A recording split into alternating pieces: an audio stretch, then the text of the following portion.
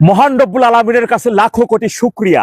গত 18 মাস ধরে জেল জুলুম মব মৃত্যু উপেক্ষা করে যে লড়াই সংগ্রাম আমরা অব্যাহত রাখছি, তার একটি অনেক বড় বিজয় অর্জন আমাদের হয়েছে। জঙ্গি হামলার মাধ্যমে ক্ষমতা দখল করা ডেভিল ইনুস বাংলাদেশের মানচিত্র সার্বভৌমত্বের জন্য যে কত বড় হুমকি ছিল, এইটা দেশের একেবারে খেটে খাওয়া দিন মজুর শ্রমিক যে নাগরিক, সেও বুঝতে পারছে তার হাত থেকে দেশটাকে যে রক্ষা হয়েছে, রক্ষা করতে আমরা আপাতত পারছি, এজন্য সকলেরই শুকরিয়া আদায় করা উচিত। কিন্তু আমাদের চূড়ান্ত বিজয় এখনো হয় নাই, সংগ্রাম আমাদের চালাই যাইতে হবে। এই মুহূর্ত থেকে যে সকল আমার তৃণমূলের ভাইরা রয়েছেন, অনেক বিষয়টা ক্রিটিক্যাল অবস্থা, বিষয়গুলো আমাদের নীরব থাকতে হবে, অনেক কথা বলা যাবে না, চোখ আছে শুধু দেখে যাইতে হবে, পরিস্থিতি পর্যালোচনা করতে হবে।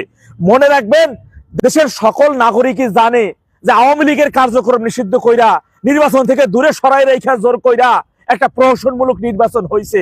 যে কোনো অবস্থায় হোক, সেই নির্বাচন একটা সরকার গঠিত হয়েছে।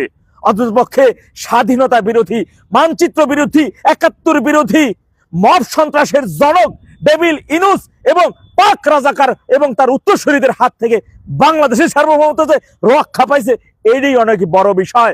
মনে রাখবেন, তারা যদি বলে 60% ভোট না, সর্বসাকুল্যে 25 থেকে 30% ভোট তারা পাইছে। যদি ধরি যে 30% ভোট তারা পাইছে, তার মধ্যে 15% মানুষ মুখে রুমাল দিয়ে তাদের প্রতীকে ভোট দিছে, কারণ তাদের প্রতীকের সাথে চাঁদাবাজের প্রতিচ্ছবি ফুটে ওঠে। সেই মানুষগুলা শুধু ভোট দিছে রাজাকার, স্বাধীনতা বিরোধী, দেশ বিরোধী, মুক্তিযুদ্ধ বিরোধী, তাদের বিরুদ্ধে অবস্থান নেওয়ার জন্য। তারা ভোট কেন দিছে, এই ভিডিওটা একটু দেখেন। ভোট কি দিছিলেন এবার? হ্যাঁ দিছি বাবা। কিসে কিসে দিছেন? নাতে দিছি আর দানে শেষ। সবাই বলে যে দানে শেষে দিলে হাসিনা আসতে পারবে, হ্যাঁ আমলিকের উপকার হবে, এই দুই দল মিলে গেছে, এই জন্যই নাতে দিছি আর দানে শেষে দিছি। নানি দাদির বয়সী এই বৃদ্ধ নারীর মতো করেই অধিকাংশ অনেক মানুষই তাদেরকে ভোট দিয়েছে।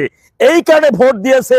নির্বাচনের আগে আপনারা কিন্তু যারা আজকে মন্ত্রী মিনিস্টার হয়েছেন, আপনারা নিজ নিজ নির্বাচনী এলাকা সহ সারা দেশব্যাপী আপনারা আওয়ামী লীগের যে সকল সমর্থকরা রয়েছে, তৃণমূলের নেতা কর্মীরা রয়েছে, তাদেরকে কিন্তু অনেক বড় আশ্বস্ত করেছিলেন তাদের ভোট টানার জন্য। মনে রাখতে হবে, সেই প্রতিশ্রুতির কথা কিন্তু ভুলে গেলে চলবে না। অনেক কথা বলার ছিল, আপাতত বলতেছি না, কিন্তু বলতে কখনো বাধ্য করবেন না।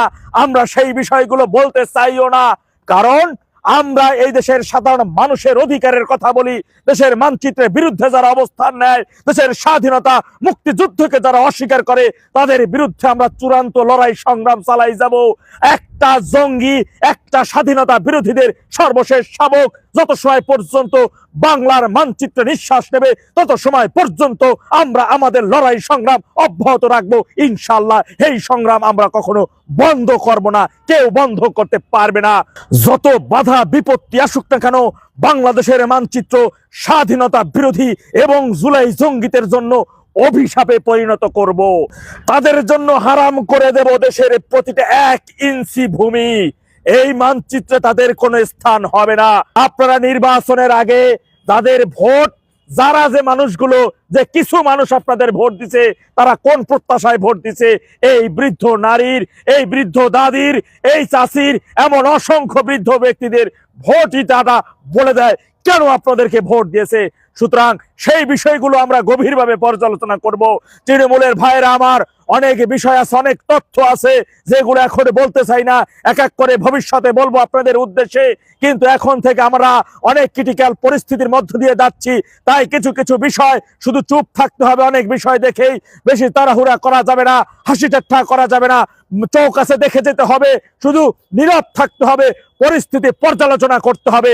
মনে রাখবেন, আমরা যে কোনো মূল্যেই হোক না কেন, যেহেতু আমরা আন্তর্জাতিক মানের সন্ত্রাসী ডেভিল ইনুসের লাল চক্ষু উপেক্ষা করে লড়াই সংগ্রামের মাধ্যমে আজ আমরা একটু অনেক বড় বিজয় অর্জন করেছি।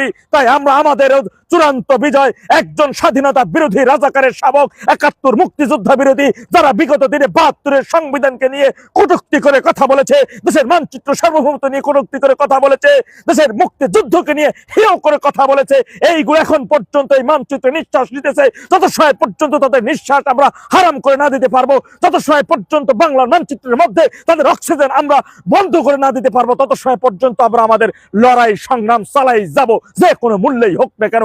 ইনশাআল্লাহ চূড়ান্ত বিজয় না আসা পর্যন্ত আমাদের সংগ্রাম চলবেই। সবাইকে পবিত্র রমজানের শুভেচ্ছা।